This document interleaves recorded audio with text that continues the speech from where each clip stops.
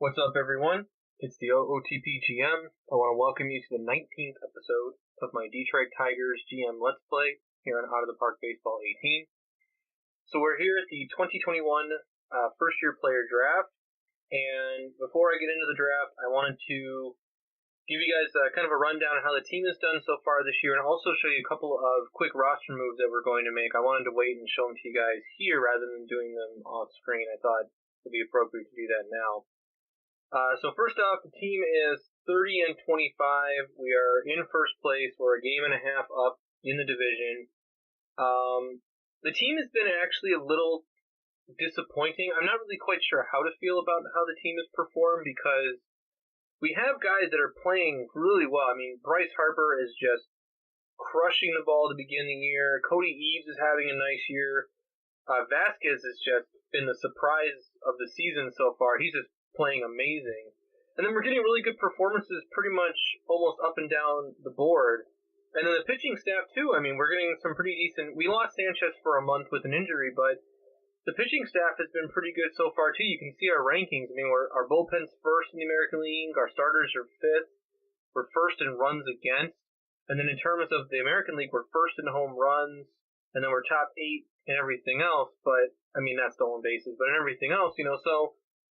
We've had a lot of close losses. If you look at our schedule from recently, especially like in May, a lot of really close losses, 1-2, 4-5, 2-4, 2-5, 4-5, 2-3. It's just been kind of some bad luck, I think, that's kind of hurt us so far. So I'm not too concerned at this point. I think we'll be fine moving forward, especially if everybody continues to play the way that they have been. But overall, we're still on track for playoffs this year, which is what I was hoping for, especially, considering the predictions that they made for us at the beginning of the year. But before we get into the first-year player drafts, I wanted to show you guys the roster moves that we're going to make. So the first one we're going to make is this. Zach Shepard has not played particularly well this year.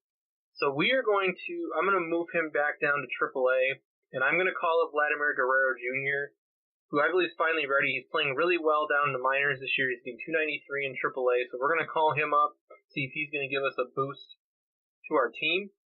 And then in terms of pitching, even though our bullpen is the best in the American League right now, Cam Akella has struggled to start the year, but there really isn't a place for me to put him. We're kind of stuck with him being up in the majors. But this Jared LeKind has struggled quite a bit after having a really good year for us last year, so I'm going to do the same thing with him. I'm going to send him down to AAA.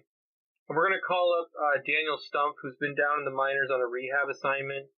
He came back up off the injury, off the disabled list. So we're going to put him in, and then we're also going to change the lineups here. So Vladimir Guerrero is going to officially get his first starts here. The other quick thing to take a note of with the lineup is Miguel Cabrera has been removed from the starting lineup for right now. They moved Kristen Stewart into the starting lineup at DH. Cabrera hasn't played poorly this year. It's just, I guess, they decided they wanted to give Stewart a chance, and he's been on fire recently, so that's kind of probably why they did it. But those are the two moves that we're going to make. I'm keeping a close eye on some of our starting pitchers. Sanchez, his ERA doesn't look all that good, but he kind of had a couple rough starts to the year, and he's pitched really well recently. You can see 4 of his last 5 starts, 2 earned runs, 1 earned runs, 2 earned runs, 1 earned run. So his ERA in that is really starting to come down, especially after he got injured and got off to that rough start. But some of these other guys, like Buehler and Faedo, I want to keep an eye on these guys, because Faedo has started to struggle a little bit recently, and Buehler hasn't been great. So I'm kind of giving them both a little bit of a leash, but if they start to struggle more, we did send Sleggers down to the minors. We can always call Aaron Sleggers back up if we need to. We also have some other guys down here like this John Schreiber, who we can call up if we need to. He's been pitching pretty well in AAA the last couple of years, so we have options if we need to move people around. So with all that stuff being out of the way, we're going to head right into the first-year player draft. We have the 17th selection this year because we went 80 and 82 last year. I don't believe we have any other picks. We don't have any supplemental picks. We're 13th in round 2, and then 15th in round 3, and then 15th in round 4. And I don't think there's a whole lot of other changes for our team. So we're going to go ahead and we're going to do all players. And then we're going to head in here until our first pick. Alright, so the first guy on the list here is this Steve Deganji, I think is how you'd pronounce that. He's a 21-year-old closer. He's from Michigan, too. Like to see that. I really like his stats here. I mean, potential 80 stuff, 65 movement, 2 really, really great pitches. You can never have enough bullpen arms. And I don't love his control rating, but everything else is pretty solid. And tops should be under discussion for the top. I mean, this pretty much seals it right here. I was going to look around a little bit more, but that pretty much seals it for me that I'm going to draft him. Just out of curiosity, let's see who. Yeah, Theo wants us to draft somebody else, but I'm going to take this guy. I don't really think you can argue with what you saw there. So we're just going to draft him, and then we will go to the next pick by Detroit. So we're here in the second round. Top guy available right now is this Rocky Fabrizi. Let's see who Theo likes. He likes Jake Treadway, 20-year-old starting pitcher. Let's see what. Only a 2-pitch guy, so his future is in the bullpen. Even though he's listed as a starter, it looks like his future is in the bullpen. Only 2 pitches. His ratings aren't fantastic. They're not bad, but they're not fantastic. Above average middle relief potential. Alright, let's look at some of these other guys here. So Fabrizi's ratings look pretty solid. I like his avoid K and his contact. Looks like he could be a pretty solid third baseman.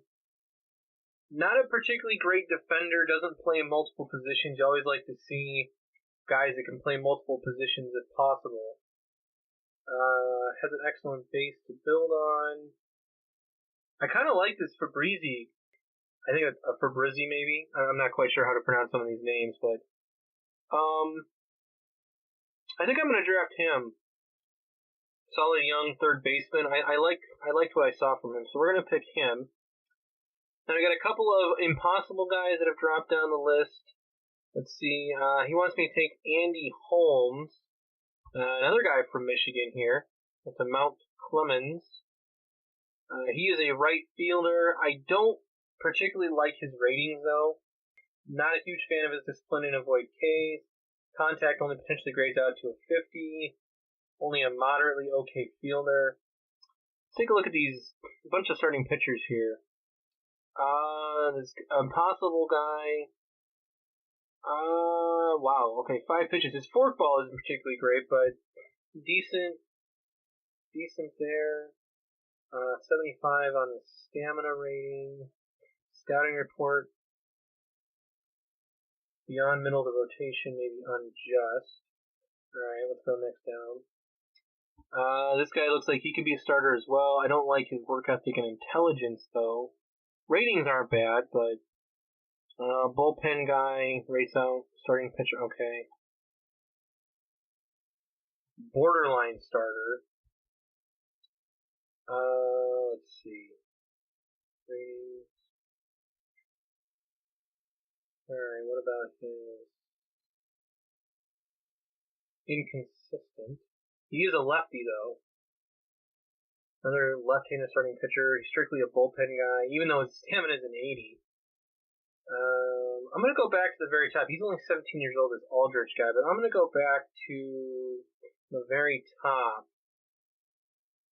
And he wants to take this Andy Holmes guy, that's right.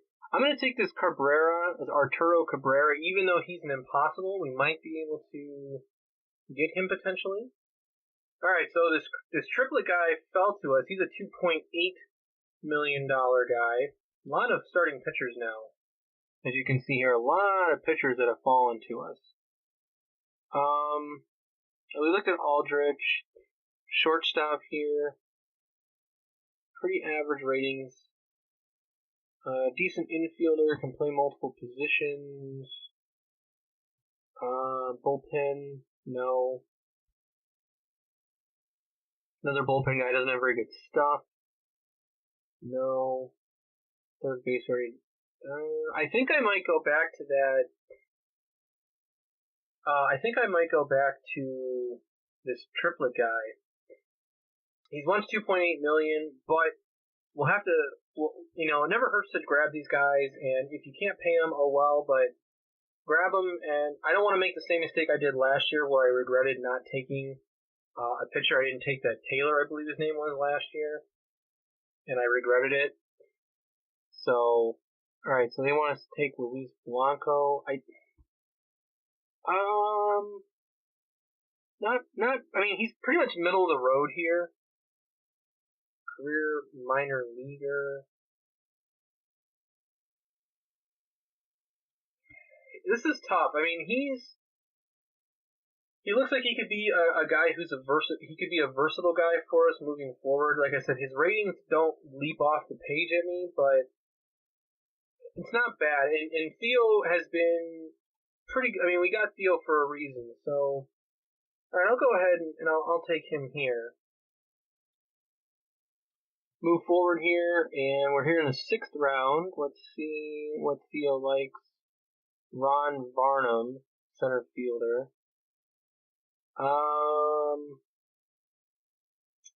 We can probably wait. He's a 1-star guy. Let's see if there's anybody else here, though. So Steve Aldrich is still here. A lot of these guys that we looked at before are still here. What about the 17-year-old Kerrigan? Yeah, he's strictly a bullpen. Like, again, if you're going to get a bullpen guy, you want their stuff to be higher. Like this. This is what you're looking for. 70. His control is really not ideal. Only a 40. But he has 2 pretty solid pitches here. So you want, like I said, you want the stuff to be high. Nope. We're going to skip this guy.